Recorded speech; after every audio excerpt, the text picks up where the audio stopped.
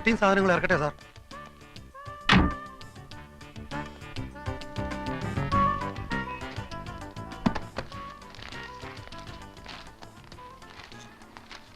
തഹസിൽദാർ അകത്തുണ്ടോ? എന്താ കാര്യം? കാര്യം, ഞാൻ കണ്ണപുരത്ത് ഡെപ്യൂട്ടി തഹസിൽദാരായിരുന്നു. ഇപ്പൊ ഇങ്ങോട്ട് ട്രാൻസ്ഫർ ആയി തഹസിൽദാരായിട്ട്. ആ സാർ ഇരിക്കും. ഇരിക്കണമെന്നില്ല, ഞാൻ മേഡത്തിനെ ഒന്ന് കാണട്ടെ. ആളെത്തിയല്ലോ അല്ലേ? സർ, അതാണ് മുറി.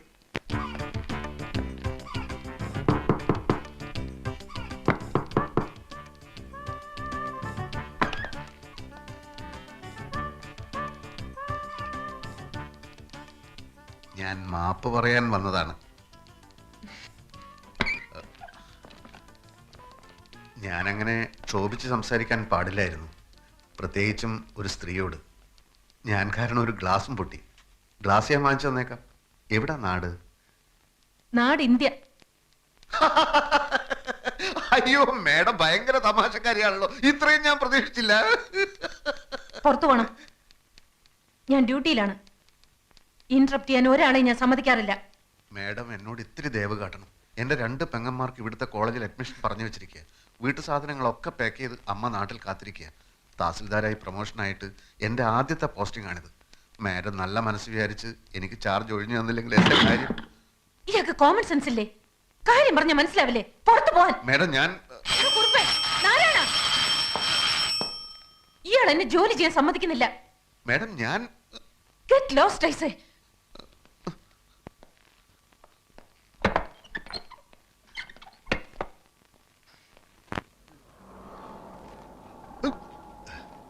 പെട്ടിയും സാധനങ്ങളൊക്കെ ഇറക്കട്ടെ സാർ. ഇയാൾ പെട്ടിയ സാധനങ്ങളൊക്കെ തീയിലിട്ട് ചുടറോ?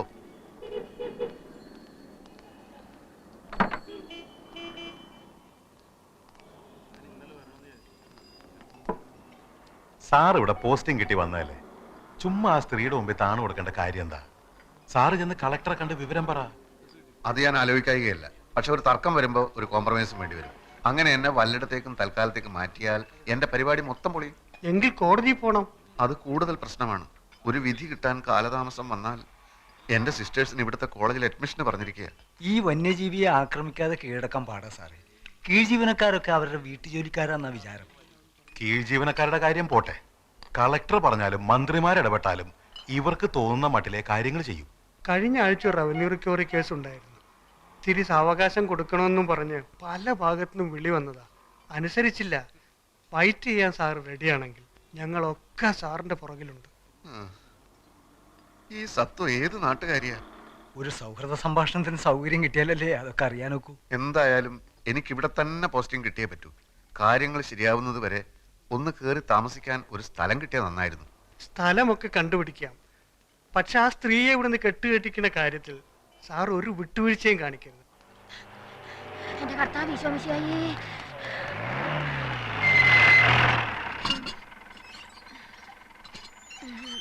ഒരു കാര്യം തന്നെ പലതവണ പറയണോ? എങ്കിൽ പറയാം. ഞാൻ ഓഫീസിൽ നിന്ന് വരുമ്പോ സാധനങ്ങൾ വാങ്ങിച്ച് ഗേറ്റിൽ കാത്തു നിൽക്കണം. മനസ്സിലായോ? ഞാൻ നേരത്തെ വീട്ടിൽ നിന്ന് ഇറങ്ങിയതാ സാറേ. പലചരക്ക് കടയിൽ നല്ല തിരക്ക്.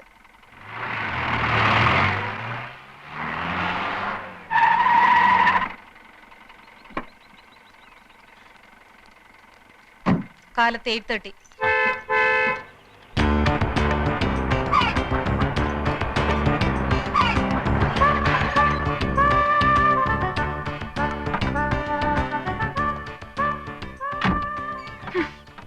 പെട്ടികൾ ഇറക്കേണ്ട ആവശ്യമില്ലല്ലോ സാർ. ഇറക്കണോ പെട്ടികള്?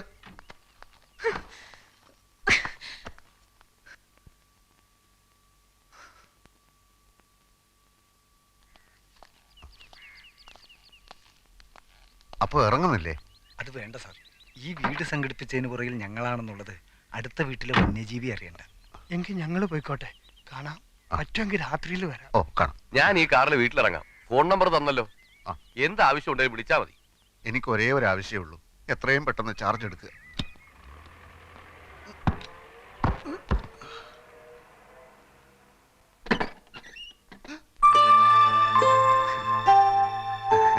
എന്റെ ഭാഗ്യത്തിന് ഇങ്ങനെ ഒരു വീട് ഒത്തുകിട്ടി. മേഡത്തിന് എപ്പോഴെങ്കിലും ആ വീട് ഒഴിയാൻ തോന്നിയാൽ ഇവിടെ ആവുമ്പോ എനിക്ക് എന്റെ പെട്ടി സാധനങ്ങൾ എടുത്ത് എളുപ്പത്തിൽ അങ്ങോട്ട് കയറാമല്ലോ. ആ അത് നേരാ.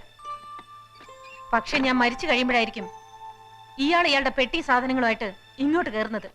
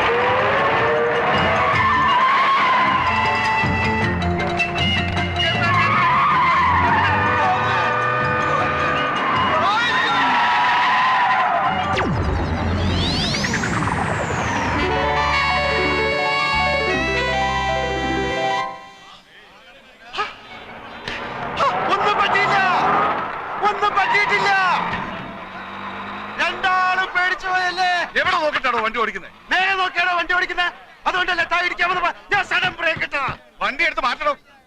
ആജ്ഞാപിക്കരുത്, അപേക്ഷിക്കൂ. ഇയാള് വണ്ടി എടുക്കുക. വണ്ടി ഞാൻ എടുക്കും. എന്റെ പൊന്ന് സാഗർ സാറേ, ഇനി ആ തീക്കളി വേണ്ട. ഒരു മണിക്കൂർ നേരം മരണത്തെ മുന്നേ കണ്ടുകൊണ്ടാ ഞാൻ ഈ വണ്ടിയിലിരുന്നത്. മരണം രംഗബോധമില്ലാത്തൊരു കോമാളിയാണ്. ആഗ്രഹിച്ചിരിക്കുമ്പോൾ അവൻ വരില്ല, പ്രതീക്ഷിച്ചിരിക്കുമ്പോൾ അവൻ വരില്ല. വെടിയുണ്ടയുടെയും ബോംബിന്റെയും ഇടയിൽ കിടന്ന് യുദ്ധം ചെയ്യുന്ന പട്ടാളക്കാരൻ ലീവ് കിട്ടി നാട്ടിലെത്തുമ്പോൾ സ്വന്തം പെരടത്തിലെ തേങ്ങ വീണായിരിക്കും മരിക്കുന്നത്.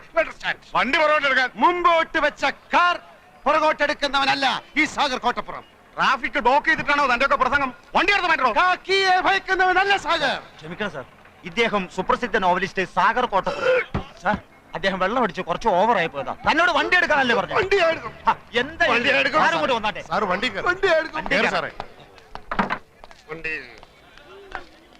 മാറടാ. ഒന്ന് ചോദിച്ചോട്ടെ പോലീസുകാരെ, ഈ തഹസിൽദാരുടെ വീട് ഏതാണ്? ഈ തഹസിൽദാരുടെ വീട് ഏതാണെന്ന് പറയില്ല. ഓ, അപ്പോഴേക്കും പിണങ്ങിയോ? അല്ലേലും ഈ പോലീസുകാരിങ്ങനെ മഹാ തൊട്ടാവാടികളാ. പോ.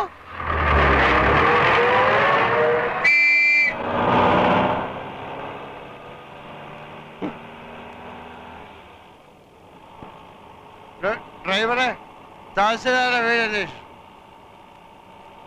ചോദിച്ചു പോവാ. നിർത്തരുത്. ഈ വീട് കണ്ടിട്ട് ഒരു തഹസിൽദാരുടെ വീട് പോലെ തോന്നുന്നില്ലേ? ഇത്രയും വലിയ ബംഗ്ലാവോ? ആയിക്കൊടുന്നില്ല. എന്നാലും സംശയം തീർത്തിട്ട് പോവാം.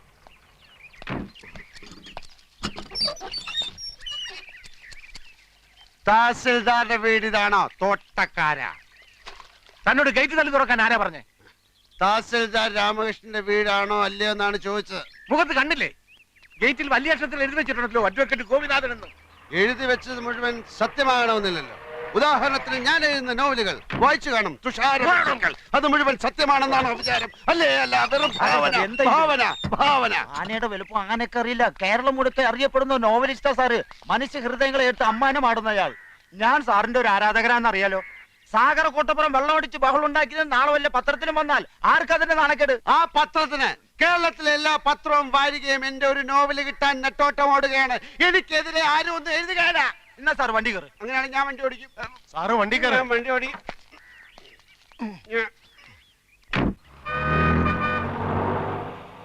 സാർ എത്ര നാള് കാണും ഈ തഹസിൽദാരുടെ കൂടെ? 30 ആഴ്ചക്കുള്ള ഒരു തുടരൻ ഉടൻ വേണം. ഒരു സർവീസ് സ്റ്റോറിയാണ് ഉദ്ദേശിക്കുന്നത്. ഒരു സർക്കാർ ഓഫീസിലെ അഴിമതി, കുതികാൽ വെട്ട്, പ്രേമം, ഗർഭം, അതൊക്കെയാ വിഷയം. അപ്പൊ സർക്കാർ ഓഫീസിലെ രീതികൾ, ദൈനംദിന ജോലികൾ, മറ്റ് വിശദാംശങ്ങൾ, രാമകൃഷ്ണനുമായ ഒരു ചർച്ച. അതിപ്പോ എത്ര ദിവസം എടുക്കുന്നൊന്നും പറയാൻ മേല. ഈ രാമകൃഷ്ണനെ തഹസിൽദാരായി ഇങ്ങോട്ട് സ്ഥലം മാറ്റം വാങ്ങിച്ചു കൊടുത്ത ഞാനാ. നല്ലവനാ, പക്ഷെ ഒരു കുഴപ്പമേ ഉള്ളൂ, 3 പെഗ് കൂടുതൽ അടിക്കുകയല്ല. ഞങ്ങള് രാമവർമ്മ ക്ലബിലെ ചീട്ടുകളി ഫ്രണ്ട്സാ. സാറ് ചീട്ടും കളിക്കൂ?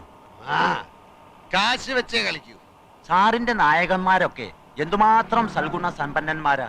ആ നായകന്മാരുടെ സൃഷ്ടാവ് ഇങ്ങനെയുള്ള ആളാണെന്ന് ആരാധകർ അറിഞ്ഞാൽ അറിഞ്ഞ ഒരു തേങ്ങയിലടോ. എടോ, താനടക്കമുള്ള എന്റെ എല്ലാ ആരാധകന്മാരും വെറും കിഴങ്ങന്മാരാ. എന്താണോ എന്റെ നോവലുള്ളത്? പണക്കാരിയായ ഒരു കാമുകി, കൂലിവേലക്കാരനായ കാമുകൻ, വില്ലൻ കാമുകിയുടെ അച്ഛൻ. ഇതേ കഥ ഞാൻ എടുത്ത് മറിച്ചിടും. പുതിയതിൽ കാമുകൻ പണക്കാരൻ, കാമുകി കൂലിവേലക്കാരി, അച്ഛൻ സെയിം. പിന്നത്തെ നോവലിൽ പശ്ചാത്തലം മാത്രം മാറും. റബ്ബർ എസ്റ്റേറ്റിന് പകരം ഒരു ഫാക്ടറി, മത്സ്യത്തൊഴിലാളിക്ക് പകരം തേങ്ങ വെട്ടുകാരൻ. എല്ലാത്തിലും കാണുവോ ഒരു റേപ്പ്, ഒരു ഒളിച്ചോട്ടം, ഒരു സ്റ്റണ്ട്, പിന്നെ കുറച്ച് സെക്സ്.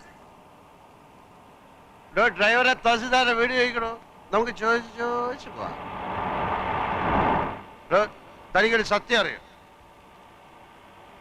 പൂങ്കിളി വാരികയിലെ മന്ദാര പുഷ്പങ്ങൾ എന്ന നോവൽ എന്ന നോവലിസ്റ്റ് CV രാജമ്മ ഞാനാ.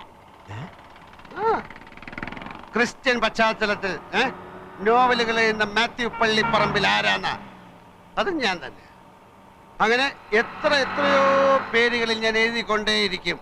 ആരാധകന്മാര്, പുണ്ടാക്കന്മാര്. എടോ, ഞാനാകുന്ന നോവലിസ്റ്റ് CV രാജമ്മയ്ക്ക് ഒരു ദിവസം വരുന്ന പ്രേമലേഖനങ്ങളുടെ എണ്ണം 200 കൂടുതലാ. അറിയാം? ഇവിടെ ഒരു അന്തവും കുന്തവും ഇല്ല. താനിത് എങ്ങോട്ടാ ഓടിക്കുന്നത്? ഇവിടെ ഡ്രൈവറെ തഹസിൽദാരുടെ വീട് ചോദിക്കണോ? നമുക്ക് ചോദിച്ചു പോവാം. ചോദിച്ച്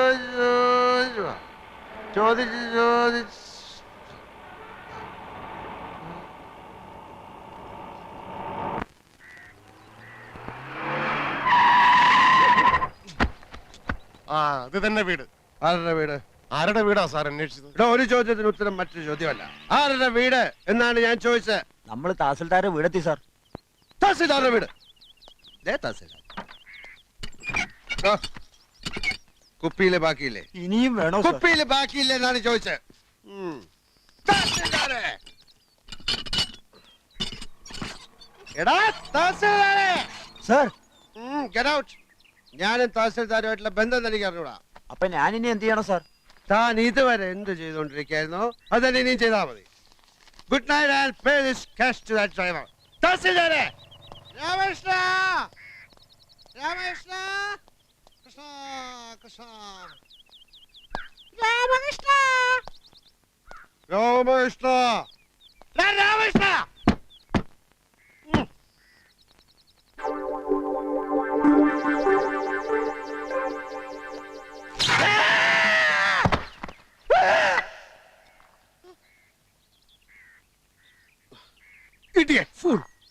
തഹസിൽദാരാണ് അത്ര തഹസിൽദാർ. ഇവിടെ ഒരു സ്വിച്ച് നന്നാക്കി വെക്കാൻ അറിയാത്തവനാണോ ഒരു താലൂക്ക് നന്നാക്കാൻ നടക്കുന്ന റാസ്കൽ? പഠിച്ച മദ്യവും വേസ്റ്റ് ആയി.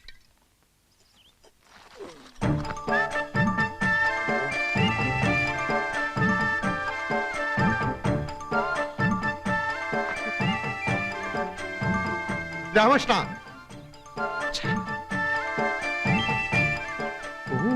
ഫ്രിഡ്ജൊക്കെ ഉണ്ടോ? അപ്പൊ സോഡ കാണും. ഇതിനകത്തേക്ക് ഞാൻ എങ്ങനെ അത് കിടക്കുന്നത്?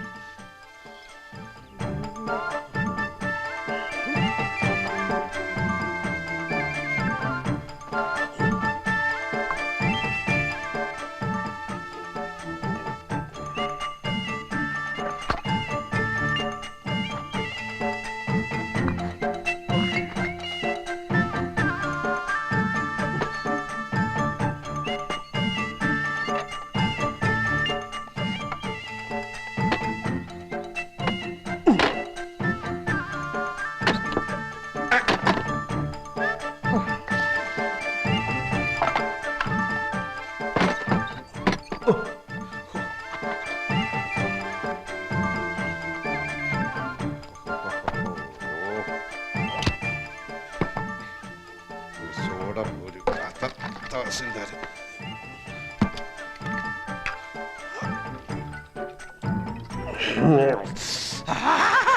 രാമകൃഷ്ണ!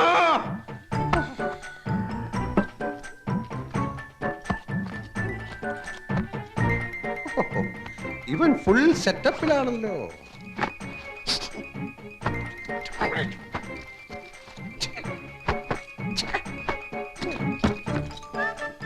ഇതാരുടെ സാരി? ഇതിനിടെ ഇവ കല്യാണം കഴിച്ച? ഓ, ചിലപ്പോ ഇവന്റെ അമ്മയെ സിസ്റ്റേഴ്സും ഒക്കെ വന്നു. കുറ്റകളൊക്കെ എവിടെ പോയി കിടക്കണം?